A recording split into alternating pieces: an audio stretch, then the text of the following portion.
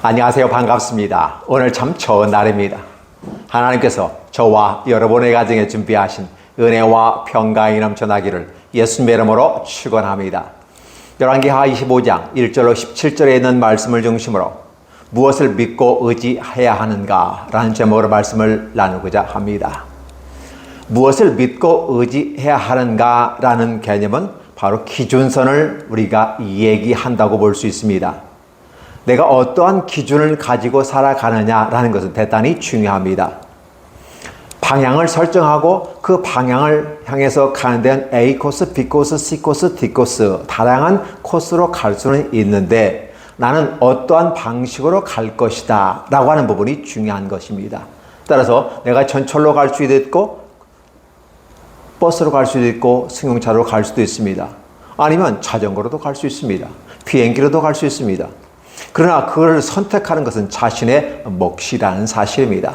따라서 우리가 무엇을 믿고 의지해야 하는가라는 부분은 기준을 설정함에 있어서 대단히 중요합니다. 그래서 우리는 하나님을 믿고 그의 보내신 자 예수 그리스도를 메시아로 받아들여서 이제 우리는 그분과 함께 영생을 소유할 것이다 라는 기준을 가지고 있습니다. 여호수아도 그렇게 말한 적이 있습니다. 나와 내 집은 여호와를 선택하겠노라. 여러분들은 여러분의 길을 선택하십시오 라고 말입니다. 분명한 것은 정확한 기준선을 제시하는 것이 필요하다는 것이고, 그러나 그러한 기준선에도 불구하고 그 기준선을 선택하지 아니하고 다른 길을 간다면 그 선택에 대한 대가가 필요하다는 사실입니다. 즉 평가가 따르는 것이고 그에 대한 상을 받든지 벌을 받든지 둘 중에 하나로 이어지게 될 것입니다. 오늘 본문은 열왕기하서 25장 마지막 장입니다. 즉 이제 시드기야가 어떻게 바벨론에 의해서 멸망을 하는가라는 부분에 대해서 언급하고 있는 것입니다. 자, 그 앞에 보면 요시야 이어서 여호아하스가 3개월 만에 왕에서 폐위되고 엘리야킴 그가 여호야긴으로 이름이 개명되어져서 11년간 다스렸으나 여전히 그 또한 죽고, 그래 이제는 그 아들 여호야긴이 왕위에 오르나 그 아들도 3개월 끝나버립니다. 이제 마지막 시드기야, 마따니아가 시드기야로 이름이 개명되어지면서 마지막 왕위를 이어가는데, 과연 그러한 왕들의 위치에서 그들의 믿음의 기준은 어떠한 기준이었느냐라는 것이었습니다. 그것은 세상적인 기준이었다라고 말하는 것이고 하나님의 말씀의 기준을 두지 않았다. 참 선지자들이 그렇게도 말을 하였는데도 불구하고 참 선지자의 말을 듣지 아니하고 거짓 선지자의 말을 들었다. 물론 그때 당시에는 누가 참 선지자인지 누가 거짓 선지자는 몰랐을 수도 있습니다. 그런데 항상 거짓 선지자가 그 앞에 득실거린다 하면 그 왕은 어떠한 왕일까?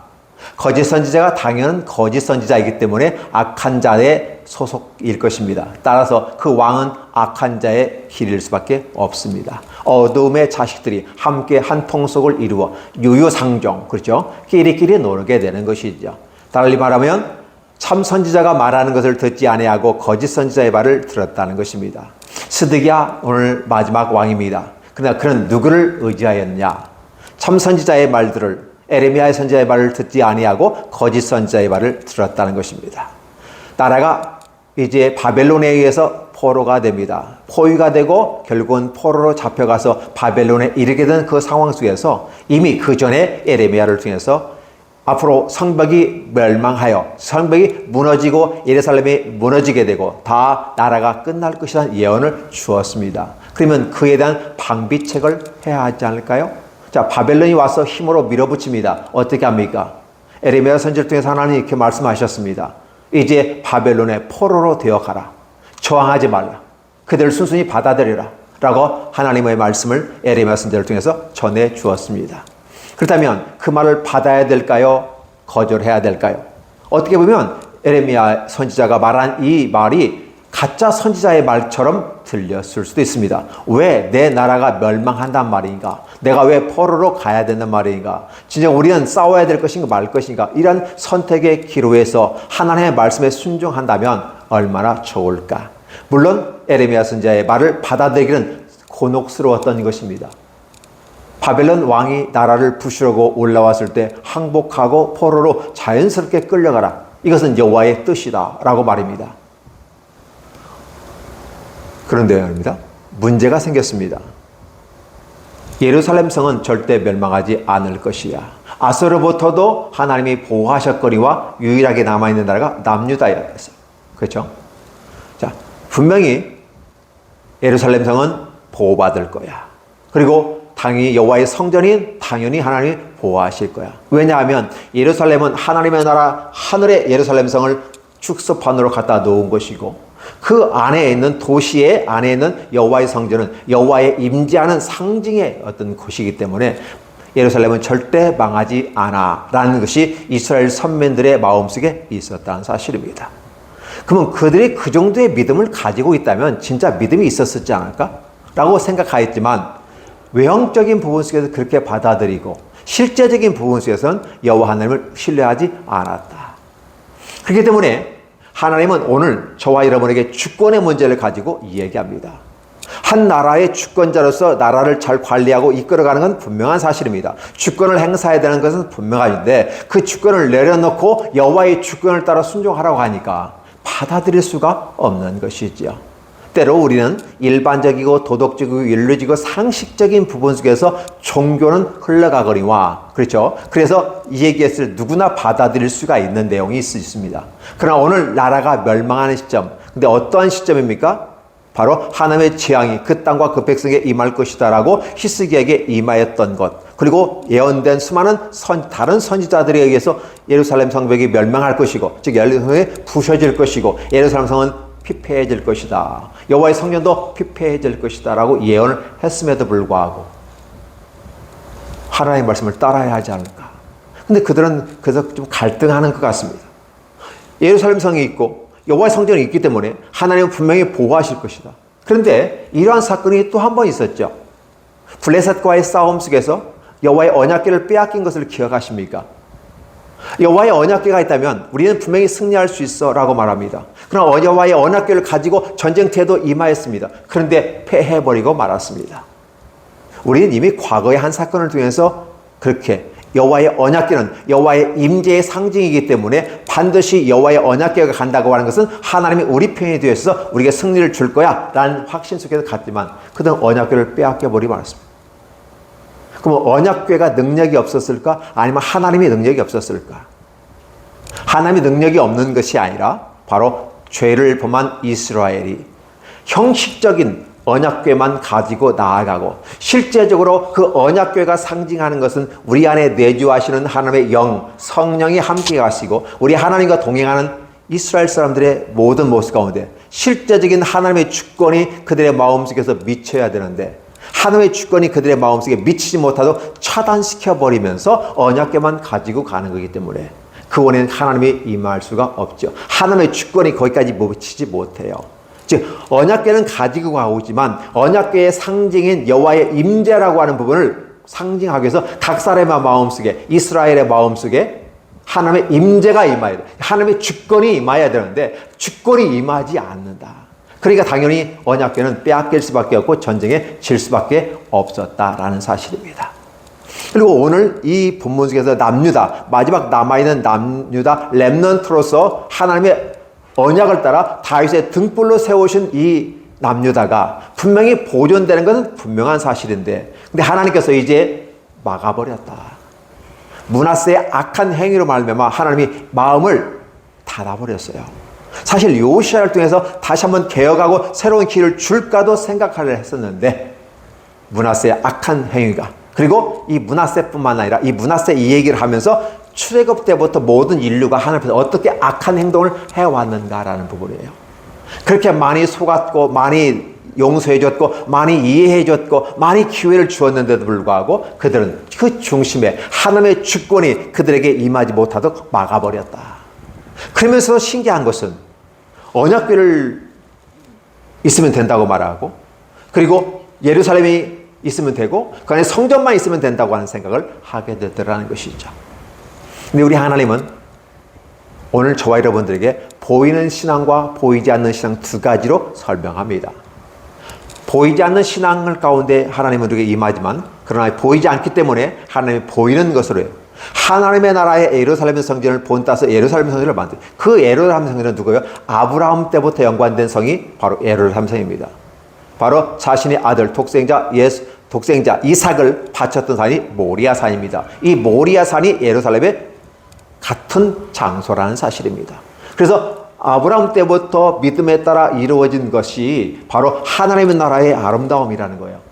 예루살렘 성이라는 개념은 아브라함이 자기 아들 이삭을 믿음을 따라 행위를 드렸고 그러므로 인정받는 세계예요. 예루살렘의 성이란 말은 믿음으로 인정받는 것이 예루살렘 성이지 외형적인 건물과 그런 도시 시티로서의 모습의 예루살렘 성이 아니다라는 걸 얘기했죠. 그럼에도 불구하고 하나님 나라의 외형적인 믿음의 표상으로서 예루살렘이 있다. 그리고 그 예루살렘 안에는 뭐가 있다? 성전이 있다라는 개념을 갖고 있죠. 성전이라는 개념은 또 다른 말은 여호와의 임재가 임하였고 여호와의 이름을 거둬둔 성전이 솔로몬 성전 아니겠습니까? 그렇다면 이러한 모든 것들은 결국은 하나님께서 거기에 계시지 않는다고 분명히 얘기했고 단지 이름을 걸어두었고 그곳에 와서 하나님께 기도하면 하나님의 이름을 걸어두었기 때문에 하나님의 주권이 역사하는 것이 바로 성전이게 되는 것이죠. 그렇기 때문에 그곳에 와서 기도하면 돼요. 왜? 하나님의 주권이 임하니까. 그러나 이스라엘의 역사를 두게 보면 그들은 출애굽 때부터 시작해서 여호와를 10번이나 배반했다라는 표현을 써요. 10번이라는 개념은 완전한 수로서 10번입니다. 그러니까 처음부터 끝까지 이스라엘은 하나님과 함께 하지 않았다. 하나님이 그들과 함께 하나님의 주권이 역사하도록 하려고 했지만 그들은 거절하고 거부했다. 이런 표현을 쓰게 되는 것이죠.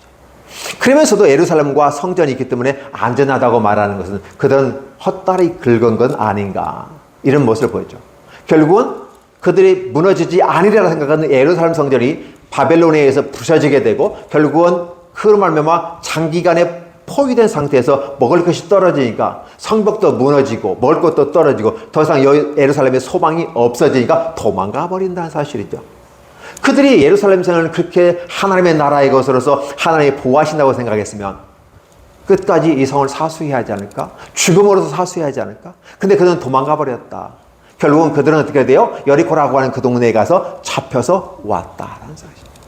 이런 장면들을 바라보면서 여전히 남유다는 하나님의 주권을 끝까지 다윗의 등불을 위해 준비된 남유다마저도 이런 상태에 발생하니까 하나님은 결국은 부셔버린다. 바벨론이 예뻐서 그 나라로 하여금 남유다를 점령하게 만든 것이 아니라 남유다 자체가 하나님 앞에서 범죄하게 되고 하나님의 주권이 임하지 못하도 그들이 차단해버리니까 하나님이 역사하지 못하니까 하나님은 더 이상 안 되잖아요. 말로써 하다가 말이 안 되면 뭐가 나갑니까? 그때는 주먹이나 법이 가는 거죠. 처음엔 말로 합니다.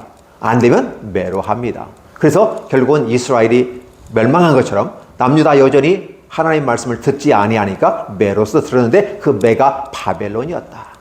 바벨론에 의해서 멸망하는 것 하나님의 계획 속에 있었어요. 그렇기 때문에 하나님은 예레미야 선지자를 통해서 나라를 포기하고 그냥 포로로 끌려가라. 나라는 멸망할 것이다. 그냥 가라라는 거였어요. 그러면 이 또한 하나님의 주권 속에 있는데 이 말을 들을 것인가 말 것인가. 오늘 이 선택의 또한 기로에 서 있는 것이죠. 결국은 시드기야는 참 선지자 예레미야의 말을 듣지 아니하고 거짓 선지자의 말을 듣게 되고 바벨론을 향해서 저항을 하게 되는 것이죠. 그리고 저항하다가 패망하고 결국은 잡혀와서 자기 앞에서 두 아들이 죽고 눈이 두 개가 뽑혀지는 사건, 그리고 쇠사슬에 묶여서 끌려가다시피 하는 이런 참혹한 결정을 하게 되는 것이죠. 그런 결과를 가져오는 그 기점이 뭐냐? 이스라엘, 이 남유다의 하나님의 주권이 역사하지 못하도록 막아버렸다. 그렇다고 해서 하나님이 역사하지 않는 거냐라고 했을 때 하나님은 여전히 남유다에 역사하고 있다는 사실을 보여주고 있는 것이죠. 그래서 오늘 저와 여러분들이 과연 여러분의 의지하는 성벽과 성전은 무엇입니까? 라고 묻는 거예요. 남유다의 백성들에서 성벽과 성전은 그들의 믿음의 하나의 외형적인 모습이었어요. 외형적인 모습이 있는데 내면의 모습이 없어요. 하나님의 주권이, 하나님의 나라라는, 그 나라라는 개념은 주권이 임하는 것이 나라입니다. 일본이 조선을 침략하고 주권을 찬탈하여서 영공과 영해와 육지, 그 모든 주권을 다 그들이 가져가 버려서 조선이라는 나라가 있지만 조선이 아니라 일제 강점기가 되게 되는 것이죠. 결국 주권이 그만큼 중요한 거예요. 하나님의 나라의 주권이 미치는 곳이 곧 하나님의 나라야. 그러면 하나님의 나라는 어디 있느냐? 우리들의 마음에 있는 거죠. 우리들이 하나님의 성전이 되고 하나님의 성령이 우리 안에 임하시는 걸 모르냐? 그래 너희는 육체 가운데 부르심을 받았을 때는 거룩한 성전으로서 육체가 쓰임받게 보냈기 때문에 우리 하나님을 모시고 살아가는 우리들은 하나님의 주권이 우리 안에서 역사하도록 우리 안에 영향을 미치도록 허락하는 것이다 라는 것이죠. 이러한 문제가 심각합니다. 우리의 주권이 한번 빼앗겼다가 다시 돌아오긴 돌아왔지만 결국은 아직도 미해결 문제가 있지 않겠습니까? 독도가 자기네 땅이라고 우겨대요. 한번 전체 모든 주권 속에서 가져갔으니까 그 중에서 끝까지 마귀의 어떤 작전, 물귀신 작전에서 물고 늘어지면서 자기네 땅이라고 주장하잖아요. 역사적으로 보면 그 분명 우리 땅인데도 불구하고. 그만큼 주권을 빼앗긴 자의 모습, 그리고 만약에 주권을 빼앗긴 상태에서 대한민국이 우리가 일본보다 더 강력한 힘을 가졌다면 자기 땅이라고 주장할 수가 없을 겁니다. 왜냐하면 우리가 힘이 세니까. 근데 여전히 우리가 그들보다 아직은 힘이 약한 것 같습니다. 그러다 보니까 계속 더 자기네 땅이라고 주장하는 거죠. 주권이란 부분은 그래서 중요한 겁니다. 오늘 저와 여러분이 하나님의 나라가 우리 안에 임하였다는 개념은 바로 우리가 우리 하나님을 믿고 하나님의 시스템을 로고스를 우리가 받아들여서 우리 안에 하나님을 믿는 믿음의 도리를 가지고 가는데 보이는 것만 가지고 가는 것이 아니라 보이지 않는 우리들의 마음의 성전에 바로 좌정하신 우리 성령 하나님, 그분의 하나님의 주권을 가지고 우리와 함께 하십니다. 그리고 우리의 인생을 우리가 걸어가는 것 같지만 우리의 발걸음을 인도하셔서 바른 길로 가게 만드는 것이 하나님의 영이에요. 하나님의 나라가 내 안에 임하면 내가 곧 하나님의 나라가 되는 것이고 그 믿음의 세계가 펼쳐지게 되는 것입니다. 이러한 보이는 세계 속에서 나에게 임한 하나님의 나라가 여전히 옥신각신 싸우면서 발전하게 되고 성화의 과정 속에서 영원한 하나님의 나라, 온전한 하나님의 나라에 입성하게 될 것입니다. 따라서 이 땅에 있는 예루살렘 성전 멸망해도 관계없다는 거죠. 단지 하나님의 나라를 표현적으로, 모형적으로 보여주는 것이고, 그리고 하나님 나라의 그 성전을 보여주기 위해서 솔로몬 성전을 만들었을 뿐이다. 예루살렘 성은 파괴될 수도 있고 성전 자체도 파괴될 수 있다. 있을 수 없는 일이 이루어진다는 개념은 뭘까요? 진짜가 아니라 가짜의 모습이다 라는 모습을 보여줘. 하나의 모형이다라는 거죠. 실제적인 것은 누구다? 바로 하나님의 아들 독생자 예수 그리스도가 하나님의 나라이고 그분이 임하는 곳이 그의 나라이고 그의 권능과 권위와 능력과 파워가 있는 것이다. 영광이 있는 곳이다 라고 표현하는 것이죠. 따라서 하나님의 영이, 하나님의 영광스러운 임재가 사라진 남유다에 더 이상 예루살렘 성전과 성전은 의미가 없다. 따라서 하나님은 바벨론을 통해서 성벽을 부셔버렸고, 그래서 그들의 믿음에 합당치 않은 행동으로 결국은 도망가 버리다가 붙잡혀서 비참한 꼴로 끌려갔다. 히스기야 때 너의 아들들이, 다윗의 아들들이 바벨론의 환관이 되리라는 말과 같이 끌려가고 죽고 이런 모습들이 표현됩니다. 그리고 남은 비천한 자, 비루한 자라고 말하는 이런 가난하고 약한 부족한 자들이 머물러 있었더라. 남유다는 더 이상 지식이 있고 똑똑하고 힘과 능력을 가진 사람들에 의해서 남유다가 이루어지는 것이 아니라 남유다는 이제 패망하고 끝났다는 의미를 전해주는 겁니다. 그럼에도 불구하고 하나님은 남아있는 자들을 통해서 새로운 역사를 펼쳐가더라. 하층의 평민들 아니면 낮은 자들이 이제 그 땅의 주인이 됐죠. 왜? 다들 포로로 끌려갔으니까 언제 주인이 돌아올지도 모르는 세계 속에서 자기들이 한 명이 농사짓는 데는 자기 땅이 되는 거죠. 풍성하게 농사짓습니다. 그리고 그동안 힘들고 어려운 핍박 속에서 그 땅을 피해갔던, 이민 갔던, 다른 데 나라로 갔던, 이주했던 그들이 다시 돌아오게 되면서 여전히 남유다는 왕성한 경제 활동이 이루어지고 종교 활동도 이루어지더라는 것입니다. 많은 사람들은 왕이 있어야만 되고 관리들이 있어야 되고 귀족들이 있어야 되고 가진 자들이, 똑똑한 자들이, 군사가 있어야 하나님의 나라가 이루어진다고 말하지만, 그러나 그게 움직여지는 것이 아니라 하나님이 임하는 곳이 하나님의 나라이기 때문에 비록 가난하고 비천한 자들이 그곳에 머물러 있어 그 농사짓는 그곳에서 일상생활이 반복 똑같이 이루어지게 되는 거고, 외부에서 들어온 사람들이 다시 들어와서 그들에 의해서 또다시 움직여지면서 새로운 남유다의 모습을 유지하더라는 것입니다. 이게 아이러니한 것이죠. 실제적인 부분 속에서 무엇가 중요하냐는 거예요. 성벽도 무너지고 성전도 무너졌습니다. 느부갓네살의 군대장관 느부사라단 같은 경우 와서 예루살렘에 있는 모든 것들과 성전에 있는 모든 것들, 특별히 성전에 있는 두 보아스와 야긴 주석으로 만든 이걸 다 깨부셔서 가져가 버립니다. 놋 바다 있죠. 물두멍에 만든 것들, 그 움직이는 타로, 이런 모든 걸 다 놋으로 만들었는데 이런 것들 다 가지고 가버렸어요. 하나의 귀금속, 피철류의 귀금속이 아니겠습니까? 돈이 되는 거니까 다 싹 가져갑니다. 솔로몬이 만든 분방패와 여러 가지 아티클스, 그릇들, 모든 것들 다 가지고 와버렸습니다. 히스기야 때 하나님을 드러내지 아니하고 이러한 것들이 아수르로부터 남유다를 지켜줬던 것인 것처럼 얘기해버리니까 결국 그것이 아니라는 걸 보여주는 거죠. 아수르로부터는 하나님의 약속을 따라서 지켜지겠다고 약속했기 때문에 남유다가 멸망하지 않았지만, 근데 그 여호와께 때 여호와 하나님 때문에 지켜졌다는 사실을 그들이 바벨론, 신흥국의 바벨론에게 얘기했는데 그 신흥국 바벨론의 사신들이 와서 본 모든 것들을 바로 지금 이 시점에서는 다 빼앗겨 버리는 거죠. 그러면 결국은 뭐가 되는 거예요? 히스기야가 바벨론의 사신들이 왔을 때 보이는 모든 것들, 그 군사, 방패, 금, 은, 모든 향품, 좋은 것들, 이런 것들이 남유다를 지켜준 것처럼 잘못 전달, 굴절된 복음을 그들에게 전하니까 결국은 그들이 가진 모든 걸 다 빼앗겨 버린다. 있는 것도 빼앗겨 버린다. 결국은 그 약속은 이루어지면서 바벨론이 보았던 모든 것들, 히스기야 때 보았던 모든 걸 다 싹 가져버립니다. 이러한 모습 가운데 남유다의 역사는 끝난다라는 것입니다. 오늘 이 본문의 그 모습이에요. 우리는 이러한 모습을 보면서 지금 여전히 이스라엘 사람들에게, 남유다 사람들에게 남아있는 건 뭐냐면 예루살렘 성전과 여호와의 성전은 여전히 건재할 거다라는 생각을 가지는 거죠. 끝까지 이걸 고수하게 될 때 지금 현재의 모습은 어떻습니까? 그 예루살렘 성전 다 헐어지고 한쪽 벽만 남아서 통곡의 벽이 되어버렸고 나머지 회개도에게 다 빼앗겨 버렸어요. 왜 빼앗겼을까요? 왜 하나님을 허락하셨을까? 하나님 살아계시는데.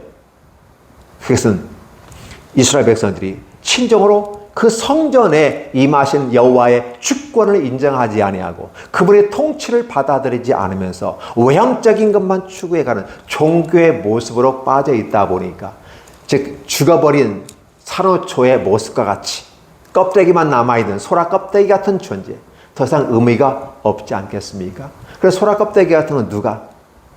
집게 벌레들이 자기 집을 삼아서 메고 다니잖아요. 의미가 없는 거죠. 물론 그 자체로서 자네 집의 기능을 해서 소라의 껍데기, 등껍데기가 되어서 보호하는 것은 사실이지만, 그러나 진정으로 행복을 주는 것은 예루살렘 성벽도 아니고 성전도 아니었다라는 거죠.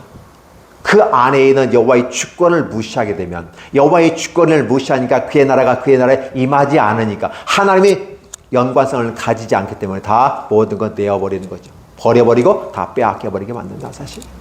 이 모습을 그대로 보여주고 있어요. 오늘 이 장면을 보면서 바로 그겁니다. 우리가 믿는 성전과 성벽 무엇인가는, 과연 우리에게 보이는 것들이 전부인가? 한국 교회 4명 중에 1명이 기독교인이고 하나님의 이 도시들을 하나님께 헌납하는 그런 의식까지도 하면서 여러 가지 부분 속에서 기독교가, 하나님의 나라가 이 땅에 임하였고 하나님의 나라가 왕성하게 펼쳐간다는 사실을 얘기했지만, 현 실제의 모습이면 그런 것은 쫙 빠지다고 껍데기만 남아있는 기독교처럼 보여지는 건 아닌가. 우리는 이런 걸 돌이켜봐야 된다는 사실입니다. 진정 우리는 외형적인 건물과 성도의 수에 따라서 하나님의 나라가 확장됐다고 말할 수 있을까? 아니라는 사실이죠. 과연 우리들의 모습에 크고 작음의 문제가 아니라 우리들의 믿음에 대한, 바로 그 믿음의 역사하는 그곳, 하나님의 통치하는 그곳, 바로 그것이 하나님의 성전이고 하나님의 나라라는 사실이죠. 우리는 이러한 하나님의 지배를 받고 있을 때 우리가 보호받을 수 있지 않을까.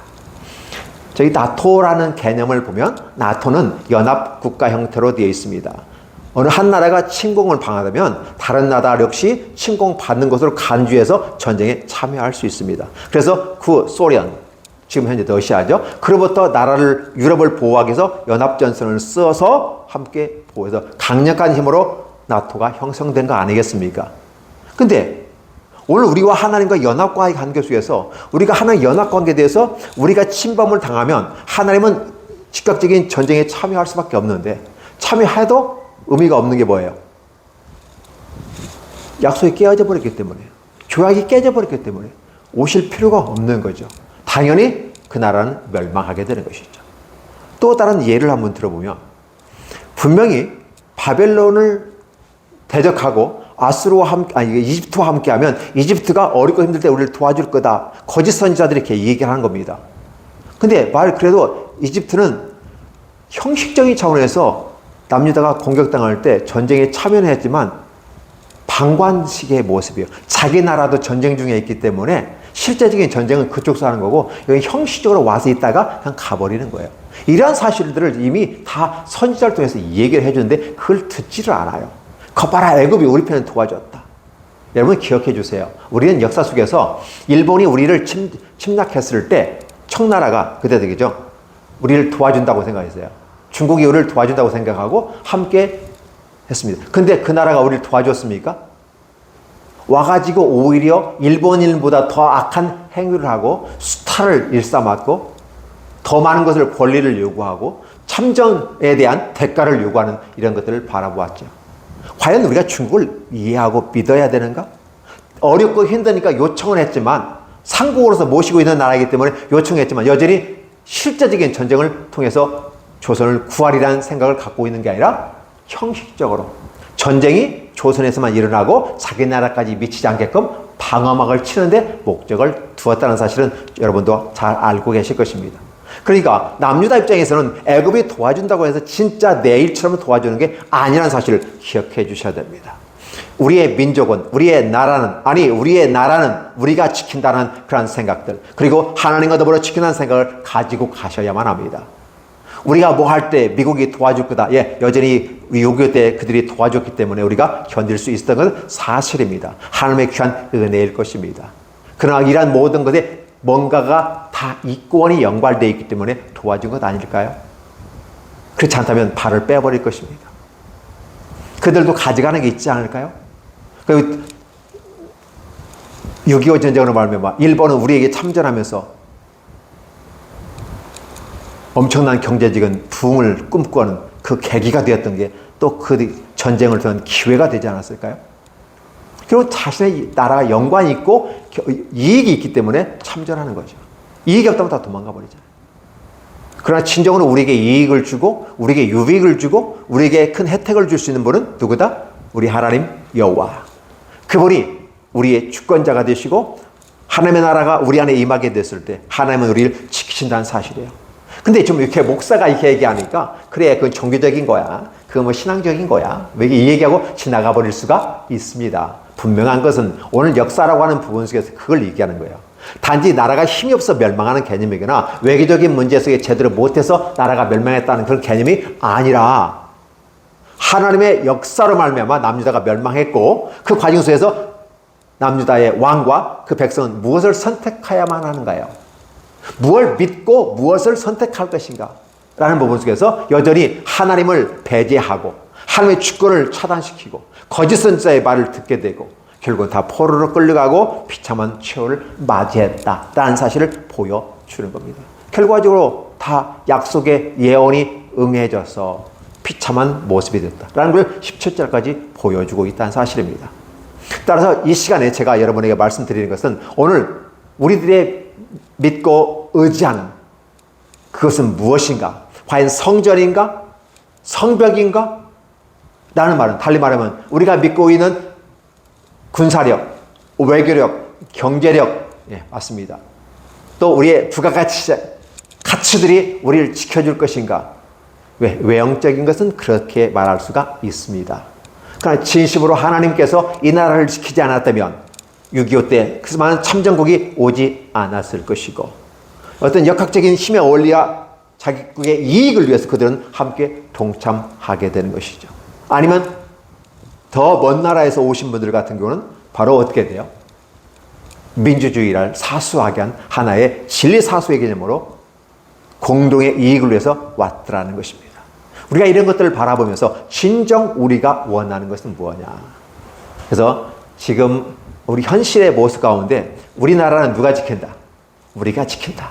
라는 자주극방을 이야기하고 우리의 힘을 키워야 된다는 사실은 분명한 사실입니다. 그러나 힘의 역학적 구조 속에서 어떻게 함께 힘의 균형 속에서 하나의 공동체를 이루어서 나갈 것인가, 어떤 동맹을 맺어서 갈 것인가 심사숙고해야 합니다. 그러나 이것보다 더 우선되는 것은 하나님 앞에서 하나님의 나라가, 하나님의 통치가 임하는 나라가 되기를 원합니다. 이 한반도에 하나님의 통치가 임하고 하나님의 주권이 임하고 하나님의 교회들이 하나님의 통치를 받고 하나님의 백성들이 하나님의 통치를 받는다면 오늘 하나님의 백성과 주께 세우신 이 교회들을 지키기 위해서 하나님은 반드시 우리와 함께 하신다. 그러나 수많은 이 교회와 성도가 있음에도 불구하고 그 교회에 하나님이 계시지 아니하고 각 사람의 마음속에 하나님이 임재하지 않는다면 하나님은 더 이상 네 나라를 예쁘게 보지 않을 것이라는 사실이 오늘 이 역사에서 보여주는 장면이라는 것입니다. 그러나 멸망하는 짐승은 깨닫지 못한다는 사실이죠. 이 계속해서 깨닫지 못하고 엉뚱한 길로 걸어가는 모습은 아닌가. 이 모습이 오늘 현 시대를 바라봤을 때 과거에 있는 이 남유다의 멸망의 관계와 이 대한민국의 관계는 아닐까? 두 번째, 한국 교회와 이 나라의 유다와 멸망의 관계는 아닐까? 그리고 나 자신과 우리 가정의 관계가 이 모습과 관계는 아닐까 생각해 봐야 하지 않을까요? 지혜로운 자는 살펴볼 수 있습니다. 그리고 정리해 볼 수 있습니다. 과연 그러한가? 베레아 성도들이 하나님의 말씀을 듣고 과연 그 말씀이 그리한가를 묵상하며 상고했다라는 말이 나오는데 오늘도 이 말씀을 통해서 함께 오늘 우리들의 삶, 우리 가정의 삶, 한국 교회의 삶 생각해보고 이 나라의 삶까지 한번 하나님 앞에서 생각해보는 아름다움이 있지 않아야 할까. 믿지 않는 사람들은 하나님과 어차피 관계없는 사람이니까 기대하지 마십시오. 중요한 것은 하나님을 믿는다고 말하고 있는 기독교인인 여러분, 그리고 기독인이며 그리스도인으로서 성숙한 신령한 세계를 바라보는 멋있는 믿음의 선배들이요, 또 믿음의 형제자매들이요, 우리가 바로 생각해야 될 게 여기 있다는 것입니다. 실질적으로 나의 믿고 의지하는 것은 성벽과 이런 보이는 성전이 아니라 보이지 않는 내 마음의 성전에 성령님을 모시고 하나님의 주권이 내게 임하고 나와 내 가정과 이 교회와 이 나라를 역사하게끔 만들어가고 그분이 역사하도록 그 장을 펼쳐갈 수 있도록 함께하는 저와 여러분의 삶 속에 삶을 이어가 나갈 때 하나님은 우리 발걸음을 인도하시고 선하게 승리를 보장하실 것입니다. 이 아름다운 보장이 저와 여러분과 여러분의 교회에 있기를 예수님의 이름으로 축원합니다. 기도하겠습니다. 하나님 감사합니다. 오늘도 주의 말씀을 함께 들었습니다. 멸망해버리기가 전 북이스라엘과 또 동일하게 남유다가 바벨론에 의해서 멸망하는 이 시점에 마지막 왕 시드기야의 행동과 행위와 그 결과들을 함께 우리가 살펴보았습니다. 그러한 모든 가운데 진심으로 우리가 믿고 의지하는 것은 무언가? 보이고 형상화되어지고 우상과 같은 이러한 것들이 아니라 신령한 장소, 신령한 은혜, 우리 주 예수 그리스도의 아름다운 역사, 하나님의 나라 통치가 임하는 바로 그 나라가 우리 안에서, 우리 가정에서, 우리 교회에서, 이 나라에서 있기를 간절히 원하오니 축복하여 주시옵소서. 하나님의 말씀을 통해서 우리의 삶에 잘 적용하고 그 말씀이 우리의 삶에 이루어지는 과정 속에서 하나님의 나라를 이 땅에 실현하게 도와 주시옵소서. 하나님의 뜻이 하늘에서 이루어진 것처럼 이 땅에서도 이루어지리라. 주기도문에 말씀하시는 것처럼 그렇게 이루어지게 하여 주시옵소서. 예수님의 이름으로 축복하며 기도하옵나이다. 아멘.